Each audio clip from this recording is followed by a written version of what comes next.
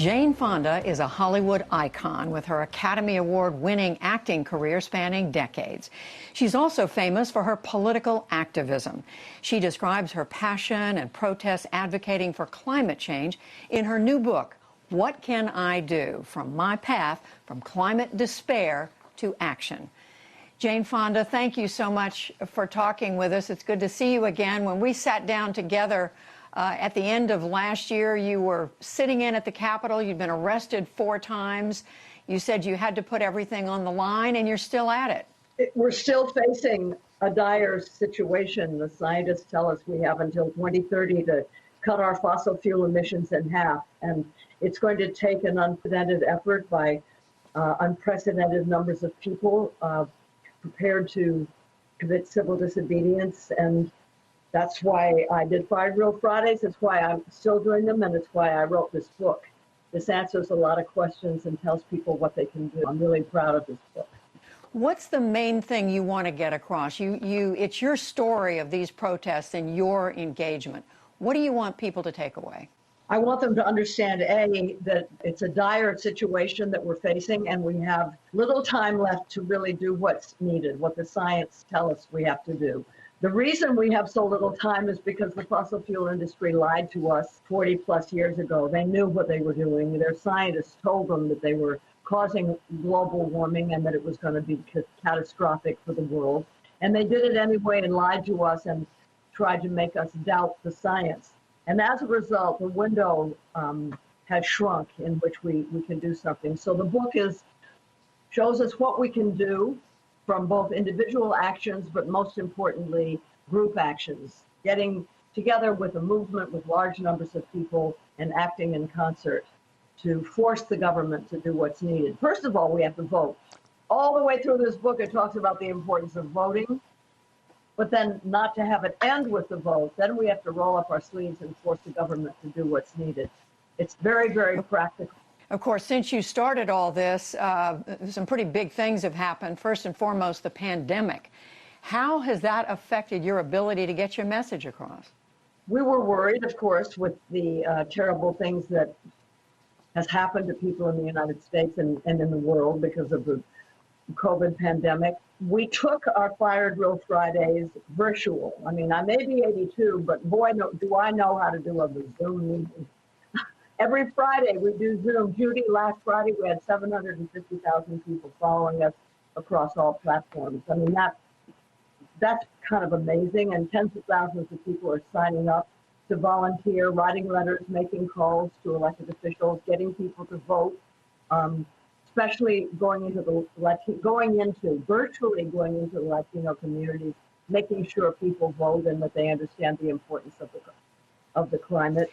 So what it shows us is that in spite of everything, people are still really concerned about the climate and are using this time when they're sheltering in place to do something about it and to sign up to volunteer. And it's been the pandemic, and of course also, Jane Fonda, there's been the Black Lives Matter movement, which has come back to life over the summer, people marching, taking to the streets, pushing for racial justice.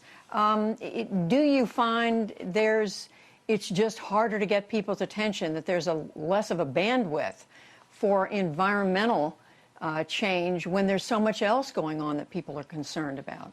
Actually, no. I don't know if people are familiar with the Yale Project on Climate and Communications. It does amazing research, and one of the things that it has shown us is that apparently Black people care more about the climate than white people do. And of all people, Latinx are the most concerned about the climate crisis. The climate crisis, it very much shows how much racism there is. The fossil fuel industry has for decades put their drilling and their fracking and their incinerating and their refineries in communities of color and low income and indigenous communities under the assumption that these people lack power and won't be able to do anything about it. So people of color have really been impacted by the fossil fuel industry. You've talked about the importance of voting. I look back at our interview last November, and you said no matter who we elect, no matter how progressive they are, it won't work unless we're going to hold their feet to the fire. Does it make that much difference who's elected in November. President Trump, after all, is saying this week he's the best environmental president since Teddy Roosevelt. Yeah, well, wouldn't we all rather push a centrist than have to fight a fascist? Trump has been terrible for the environment, rolling back all the environmental regulations, including clean air and clean water at a time like this. The last thing to do. He's drill. You know, he's in the pocket of the fossil fuel companies. He's the opposite of an environmentalist. Joe Biden can be persuaded and pressured. He's already moved very far in the last year.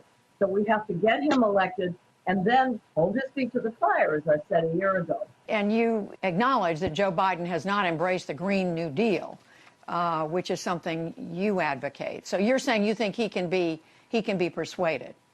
I do. I think so. If there's enough of us out there doing the persuading, again, the Yale Project on Climate and Communication says we only need 3.5% of people to win new policies. That's 11.5 million people in the United States. We can rouse 11.5 million people to pressure the Biden administration to do what's right. I think we can win. There are already, according to that project at Yale, 13 million people who say they're ready to engage in civil disobedience, but nobody's asked them. I mean, there's a great unasked out there, and it's our job to ask them and then organize and mobilize them to do what's necessary. One last thing, and this has to do with the other part of your life, and that is acting. You're about to shoot the final season of Grace and Frankie.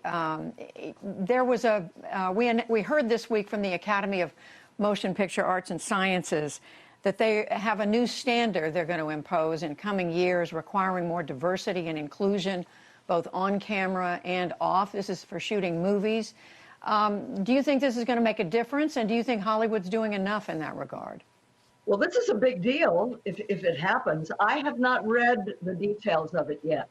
I mean, obviously, the devil's in the details. For example, if you're making a movie, if you're making Mad Men, well, there just were not a lot of people of color in those offices back in those days.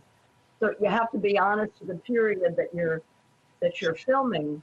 But I like the idea that you put rules in place that require companies to hire more diverse, with more diversity in mind. I think that's really good, but I don't know the details yet. This just happened and I haven't read yet. Jane Fonda, again, the book is What Can I Do? My Path from Climate Despair to Action. It's so good to have you with us. Thank you very much. It's good to see you again, Judy. Thanks.